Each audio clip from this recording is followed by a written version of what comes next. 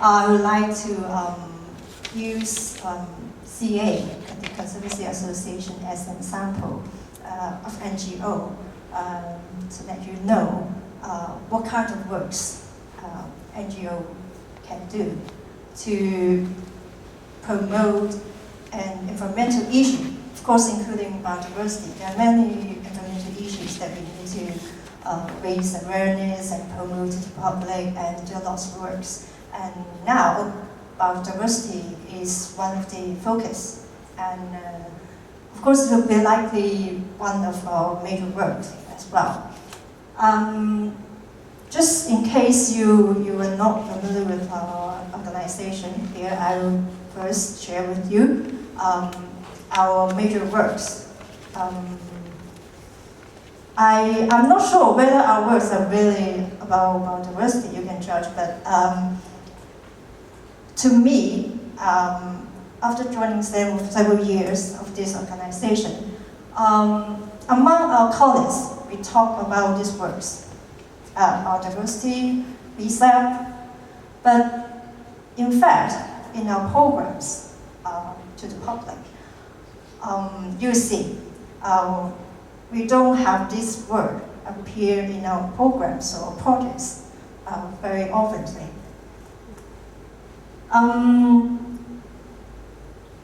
We founded in 1968, and we actually we claim ourselves to be a very localized environmental NGO. In fact, we did, because we mostly concerned about issues in Hong Kong and our missions to safeguard the environmental resources.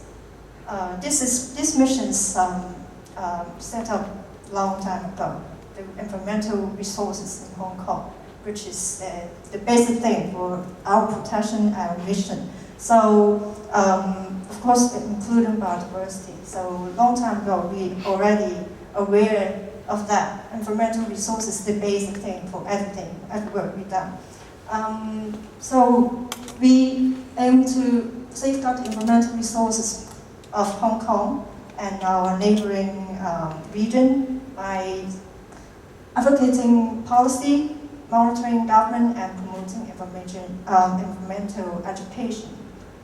And of course, there are many issues that we have done throughout those years. And now we have several areas that we are particularly focused on. First one is on nature conservation. We did actually have some management works of habitats and field works, like Long Valley is management agreement program with the government and some local farmers. Of course, it's under the aim of improving the ecological environment of that area. So we did some management of the habitat for birds, particularly water birds. And also we also carry out some forest restoration programs like tree planting, enrichment tree planting of plantations, etc.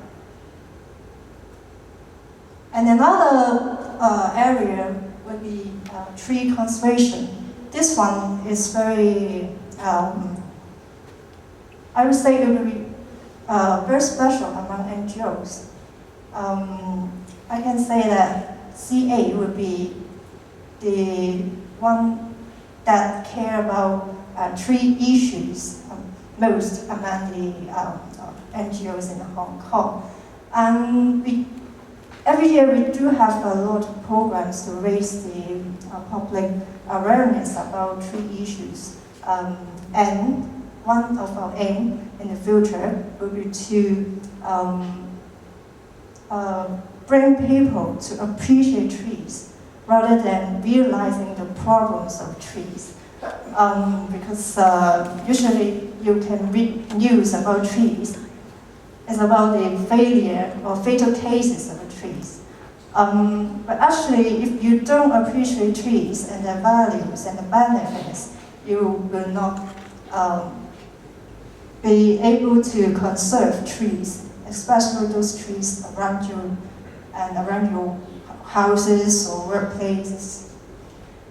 And another would be promoting the use of native species. This is several years ago, government began to put it as one of the guidelines among the departments to do greening or some kind of restoration works. And long before that, we have already beginning the promotion of native works, native plants in various works, among students, among the industry. And another focus at work across would be the resources conservation. In this part, we have really, nearly half of the staff of CA works on this area. We do a lot of recycling things like old clothes and those three-color. And also now food waste as well. And then in recent years, particularly these 5 years maybe, we have lots of works on policy advocacy and monitoring works. Like we particularly concerned about urban development in rural areas. And so we actively comment on development projects and submitting our comments and collecting opinions from public, and then integrate the comments and submit to related government departments. And also organizing campaigns for certain issues. And lastly, as an NGO, it's impossible that we will miss environmental education from our works. Every year there are eco tours or school talks and seminars, etc., to bring out different environmental issues. But I have to say that biodiversity is still a very minor part of this area in our works. Under these major types of works, we have around 10 to 15 programs every year in CA. You can see some of these logos of the programs. These are some of the examples, like Tree for Life, Tree Lovers, Green Leaders Blog, Green Hong Kong Green. You can see we use a lot of green, eco, and environment in our programs as a theme, as the title of the program. But after reviewing all these programs in these 2 years, I didn't find the word biodiversity in any of our program. But does it mean that we didn't do anything about biodiversity? Well, in fact, if I look into the details of the program or the actual work of the programs, many of these programs did infuse with the elements of biodiversity. Like in our eco tours, we particularly introduce the different characteristics of habitats and the associated animals. We will highlight some interesting plants and animals to participants, particularly those that are relating to the life of people. Or like our tree programs, we will particularly choose those native species to introduce to people to let them know that not just they are going out to the rural areas, they can see those native species. In fact, sometimes around us, we can find some native trees. And native trees may have attracted some other animals that exotic plants do not. So we have these kind of elements, but it seems that we are not so strongly or intentionally to put biodiversity into our programs. But it just gives you an example as an NGO what we can do or what we will do to promote a certain kind of issue. Urban tree conservation is a special work of us, and I think that this issue we have done quite successfully, but we have done a lot of work on this issue. If we want to promote, further promote biodiversity, perhaps we have to go through all these things. First, as Simon said, if you ask a lot of people what is biodiversity, I guess this room we may get a very high percentage of good answer, but in a school and maybe elderly home center,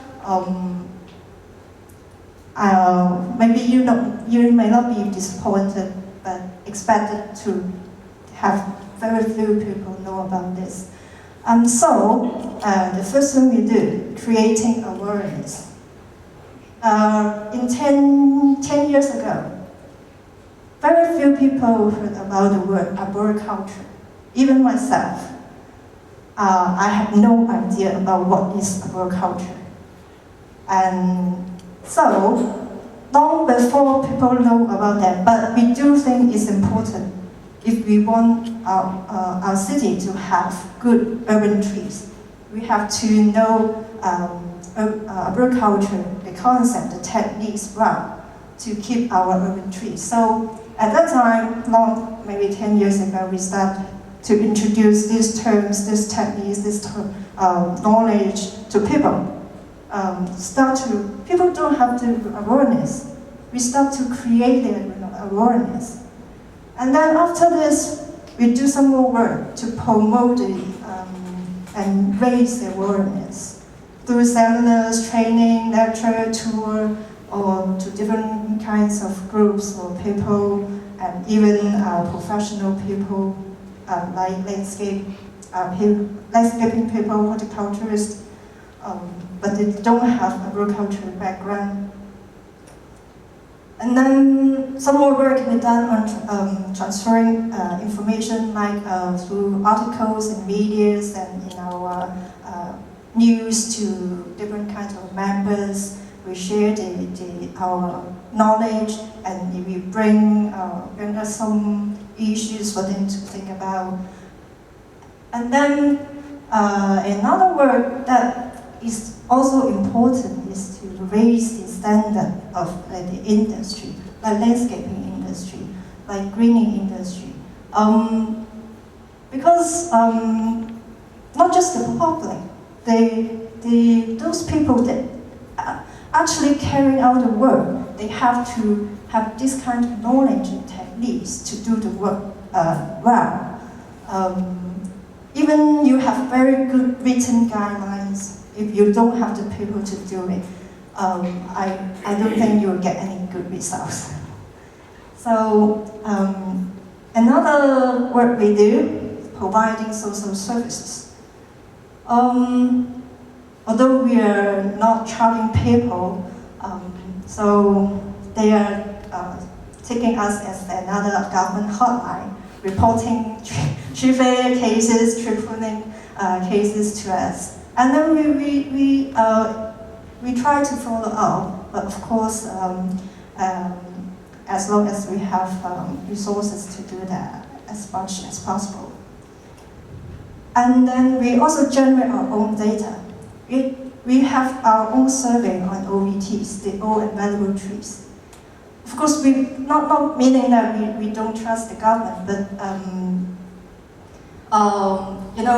we cannot rely on a single source of data. So we try to have our own data for comparison, for communication, And then also about policy, which is also important. And then under all this work, we finally would like to fight for a tree preservation ordinance in Hong Kong, because there are lots of different regulations, guidelines, standards, and ordinances to protect different parts of trees or trees in different areas. And after all, there are loopholes in gray areas. There are some trees that do not have any protection. So we would have tried to fight for a tree preservation ordinance to safeguard all the trees in Hong Kong. So also all these kinds of works and processes, and the government is now having the tree management offices try to coordinate all these kind of works, and we are going to stepping forward.